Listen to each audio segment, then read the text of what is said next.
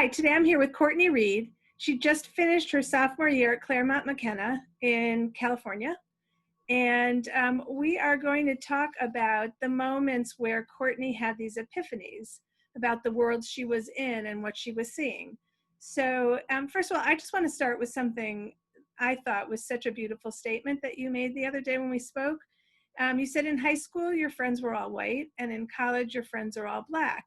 So I asked you, was that uncomfortable for you in high school? And she said, no, they're just different songs, but I listened to both songs.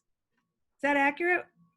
Definitely accurate. I think that each group of friends has their own special qualities, and I definitely love them both for that. Well, I just love the analogy to songs. I think it's so beautiful. So let's move on to your experience in high school. You took a class at the end of high school where you had this very big epiphany. Can you share with us?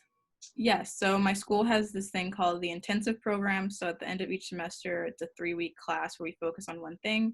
I took a class called the Identity Project, and it was mostly reflection based with a emphasis on like post-civil rights era legislation or the way neighborhoods are structured and things like that. So we learned a lot about redlining, and we reflect a lot on how race plays a part on the education in our school. And so what happened when you learned that? Was that something that you had learned about all through your education?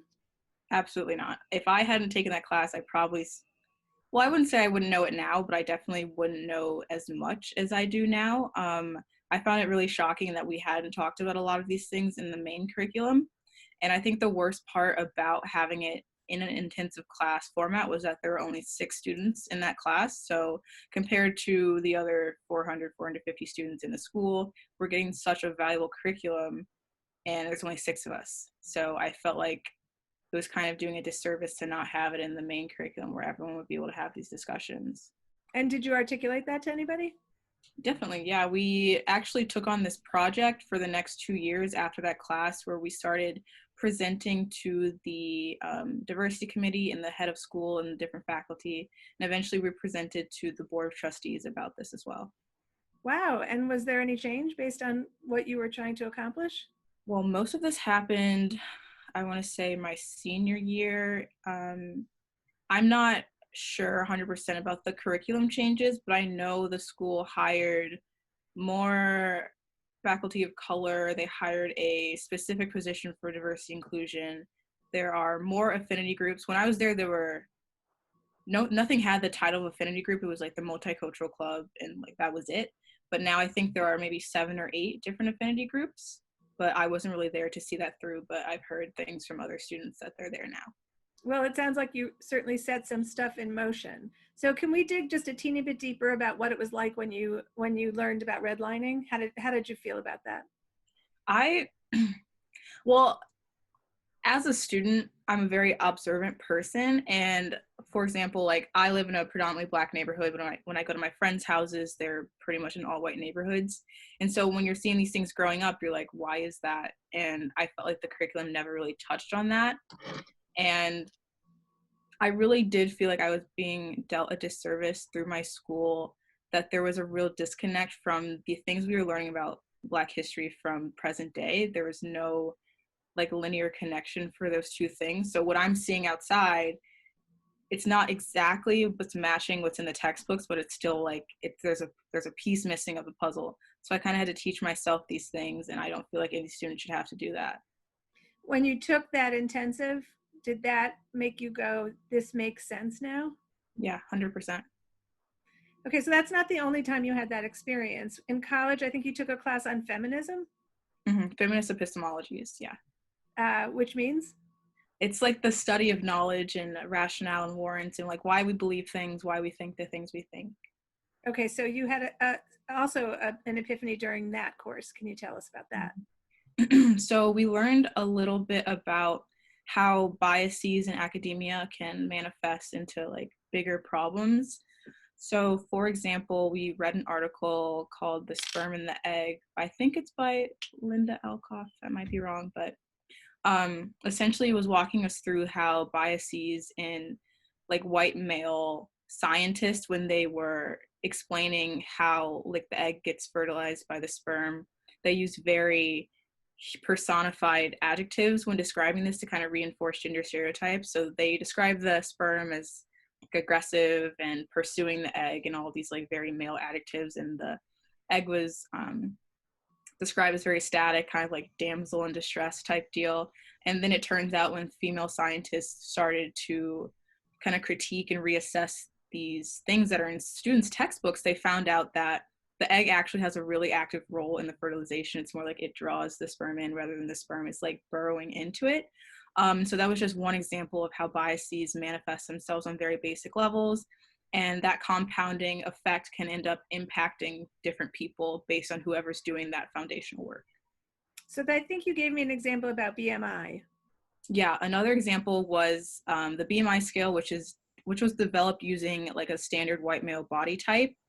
And because this scale has been adapted as a standard of measurement in our country, because it's only used on the basis of one person, it ends up impacting different people negatively.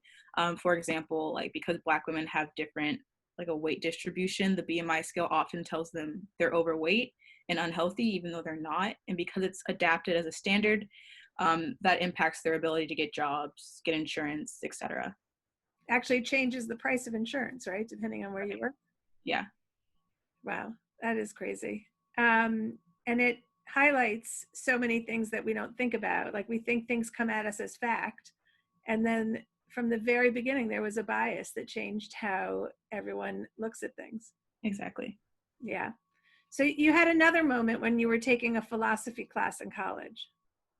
Right. So I was taking 2 philosophy courses last semester. One was the Feminist epistemologies, and one was just a basic philosophy class that was a part of my major. In that class, we did a lot of discussing of what does justice require, what does a just society look like, and things like that.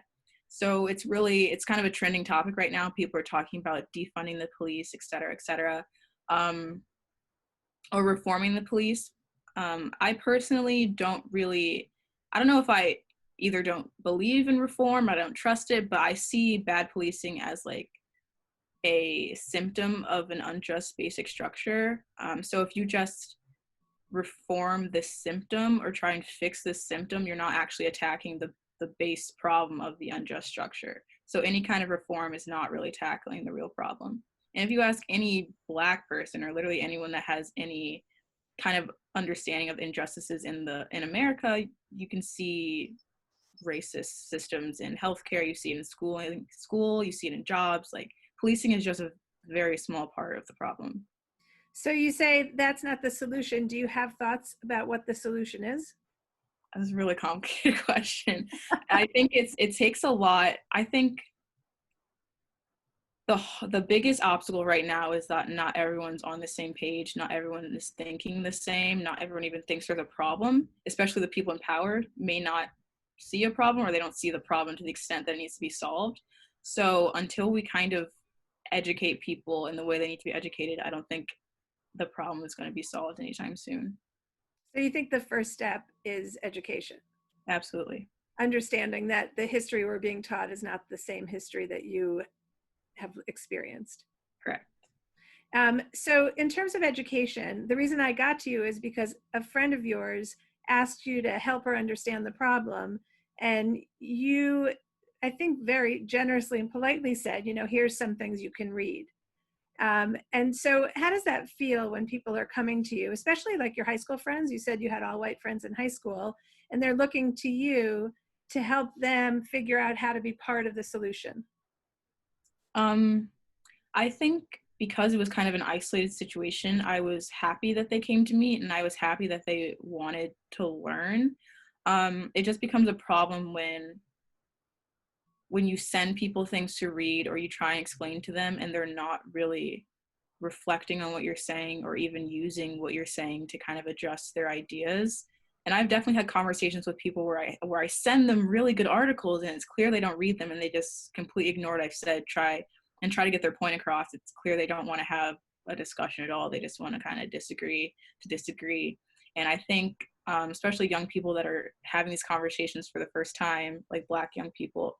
You kind of have to be able to read that in the beginning so you can save your energy and just know when a conversation is not going to go where you want it to go.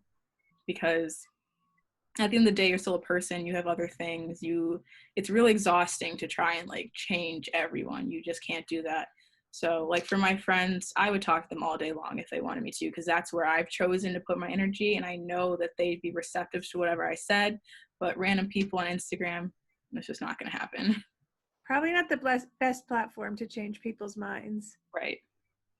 Well, I hope we're not waiting to get everybody on the same page, because I think now is an opportunity to really make some change. And I think, Courtney, you're going to lead the way.